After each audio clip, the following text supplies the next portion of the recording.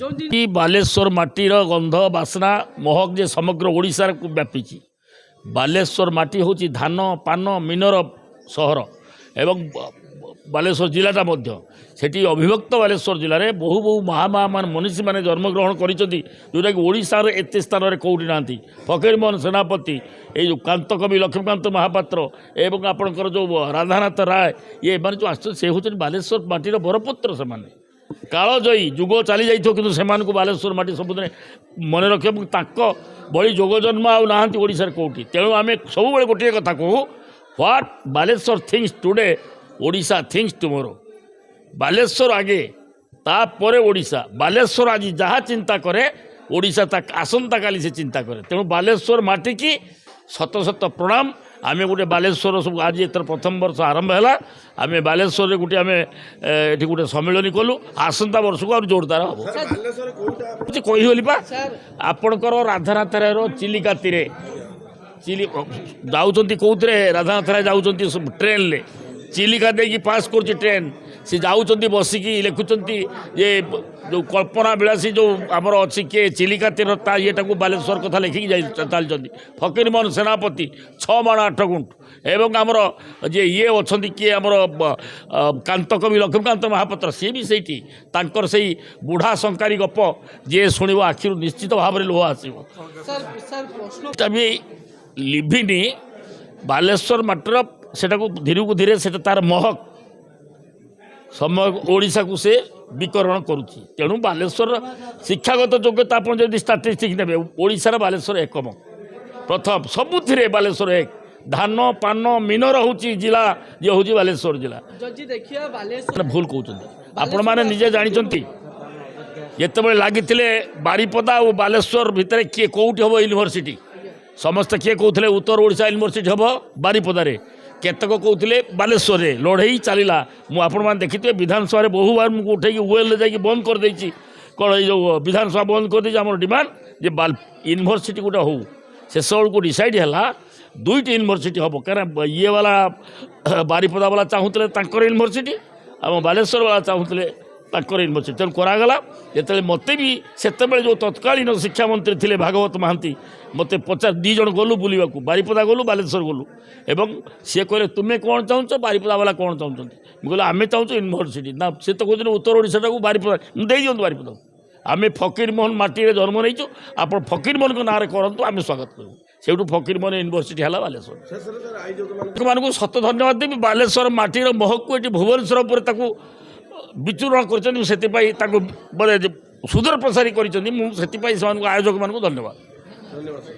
भुवनेश्वर बालेश्वर महोत्सव माने भुवनेश्वर बालेश्वर महोत्सव अर्थात जो बंधु माने बालेश्वर माटी जन्म होती एवं भुवनेश्वर अवस्थान करुँच रिसाइडिंग करुँच से नहीं कि आम चंदनेश्वर ठारू आरंभ करी सिमुलिया मार्कोणा पर्यंत आमे तांको नहीं कार्यक्रम जो करुचु प्रथम 2017 मसीह 21टा परिवार को नहीं मैं आरंभ करी एवं 370 मेम परिवार आम सहित अच्छा चंदनेश्वर ठारू सिमुलिया मार्कोणा बालीखंड पर्यंत 7टा MLA निर्वाचन मंडली रे तेणु आज को 9 वर्ष पूरी गला कोरोनार 2 वर्षर गोटे वर्ष बंद हो ना सब वर्ष यही जयदेव भवन सबु बेले आम अनुष्ठित करुचु कम बेसी लोक हेले भी मध्य धारावाहिक भाव में रही जो ऐतिहासिक माटी आमर बालेश्वर जोग आज भुवनेश्वर सृष्टि डॉक्टर हरेकृष्ण महताब प्रचंड चेष्टार आज भुवनेश्वर राजधानी प्रतिष्ठा हो पारछि तांकर अंतिम यात्रा सबको मु कांधेची मो सांगरे रही आगरपड़ा माटीर से संतान आम जिलार मध्य नीलमणि राउतर मुख्यमंत्री अच्छा कविवर राधानाथ राय दीनकृष्ण जलेश्वर एवं मनमथ दास मनोज दास श्रीधर स्वामी भली बहुत मान्यगण्य व्यक्ति एवं पंचलिंगेश्वर एवं चंदनेश्वर भूषणेश्वर ଏବଂ କ୍ଷୀରଜରା ଗୋପୀନାଥ ମଣିନାଗେଶ୍ୱର ଏବଂ ଦ୍ୱାଦଶ ଜ୍ୟୋତିର୍ଲିଙ୍ଗ ମହାଦେବ ଯେଉଁଟାକି 12-14 ମନ୍ଦିର ସେ ଗୋଟେ ଜାଗାରେ କୁରୁଡ଼ା ଛକରେ ଅଛି। ତେଣୁ ସେ ମଧ୍ୟ ଏକ ଐତିହ୍ୟ ଏବଂ ପୀଠସ୍ଥଳୀ ମଧ୍ୟ। ତେଣୁ ବାଲେଶ୍ୱର ମାଟି କଥା କହିଲେ ଦିନ ଦିନ ବିତିଯିବ। ତେଣୁ ଚାନ୍ଦିପୁର ତଳସରୀଠୁ ଆରମ୍ଭ କରି ସବୁ ବହୁତ।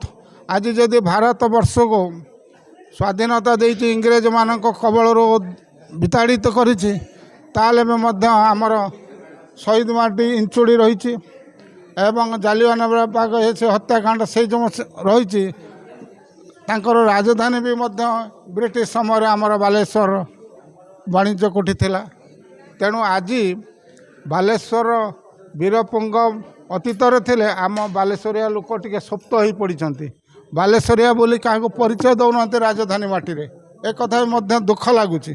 ମୁଁ ସେଥିପାଇଁ କହିଛି, ଉଠ କଙ୍କାଳ ଛିଡ଼ୁ ଶୃଙ୍ଖଳ ଜାଗ ଦୁର୍ବଳ ଆଜି, ଉଠ ଗତ ଗୌରବ ହୃତ ଗୌରବ ମୃତ ଗୌରବ ରାଜି। କେହି ବାଲେଶ୍ୱରିଆ ବୋଲି ପରିଚୟ ଦେଉନାହାନ୍ତି। ମୁଁ 10 ବର୍ଷ ଭିତରେ ମୁଁ ତ ଭୁବନେଶ୍ୱର 72 ମସିହାରୁ ରହିଗଲିଣି, 1972ରୁ। କିନ୍ତୁ ମୋର କହିବାର କଥା ଯେ ବାଲେଶ୍ୱରିଆ ବୋଲି କହିଲେ କିଛି ବଡ଼ ବଡ଼ିଆ ଲୋକଙ୍କ IAS IPS ଅଫିସର ମୁଁ ଯେତେବେଳେ କହେ ସେ ଟିକେ ନାକ ମୁଡ଼ି ଦିଅନ୍ତି, ମୁହଁ ବୁଲେଇ ଦିଅନ୍ତି। ବାଲେଶ୍ୱରିଆ କହିଲେ ଏଠି ଟିକେ ରହୁଛୁ କଟକ ବଂଶ। ଆରେ ସିଏ ଯାହା ହଉ, କିନ୍ତୁ ବାଲେଶ୍ୱର ନଥିଲେ ରାଜଧାନୀର ସୃଷ୍ଟି ନଥାନ୍ତା। ଏଠି ଢେଙ୍କାନାଳକୁ ପଳେଇ ଯାଇଥାନ୍ତା। ତେଣୁ ଯା ପ୍ରସାରୀ ହେବ। ବାଲେଶ୍ୱର ମାଟିର ସନ୍ତାନମାନଙ୍କୁ ଆଉ ଟିକେ ଉତ୍ଥାନ କରିବା, ଆଉ କେମିତି ବାଲେଶ୍ୱର ଉନ୍ନତି ହେବ ତା କଥା ବି ଟିକେ ଚିନ୍ତା କରିବା। ଭଦ୍ରକ ପାଖରୁ ବାଲେଶ୍ୱର ପର୍ଯ୍ୟନ୍ତ ରାସ୍ତା ଭଲ ନାହିଁ। ଏଠି ଟୋଇନ୍ ରାସ୍ତା ହେଉଛି, କିନ୍ତୁ ଭଦ୍ରକ ପର୍ଯ୍ୟନ୍ତ ଟୋଇନ୍ ହେଇଗଲା, କିନ୍ତୁ ବାଲେଶ୍ୱର ସିଙ୍ଗିଲ୍ ରାସ୍ତା। ମୁଁ ଗାଡ଼ି ନେଇକି ଡ୍ରାଇଭିଂ କରି ଗଲାବେଳେ ସେଇ ଗୋଟିଏ ରାସ୍ତା, କିନ୍ତୁ ହେଇପାରୁନାହିଁ। ତେଣୁ ଯାହା ହଉ, ଆମେ ସାଧୁବାଦ ଯେଉଁ ଦେଉଛି ଏଠି, ଆମେ ୟାରି ମାଧ୍ୟମରେ ଆମେ ସରକାରଙ୍କୁ ଅନୁରୋଧ କରିବା ଏବଂ ଆଉ ଟିକେ ମୋର ଭାଇମାନଙ୍କୁ ଅନୁରୋଧ କରିବି, ସମସ୍ତେ ଏକତ୍ରିତ ହୁଅନ୍ତୁ, ଆସନ୍ତୁ ହେଲା କହିଲେ। ତେଣୁ ସେ ସବୁ ଜିନିଷ ହେଉଛି, ସେ ତ ଲଙ୍ଗ୍ ରନ୍ ପ୍ରୋସେସ୍ରେ ହେବ। ଆମେ ସେପଟକୁ ବିଶେଷ ଯାଉନୁ। ଆଗେ ଆମେ ଏକତ୍ରିତ ହେଲେ ଆଉ ଆର ସୁଦୂର ପ୍ରସାରୀ ହେବ।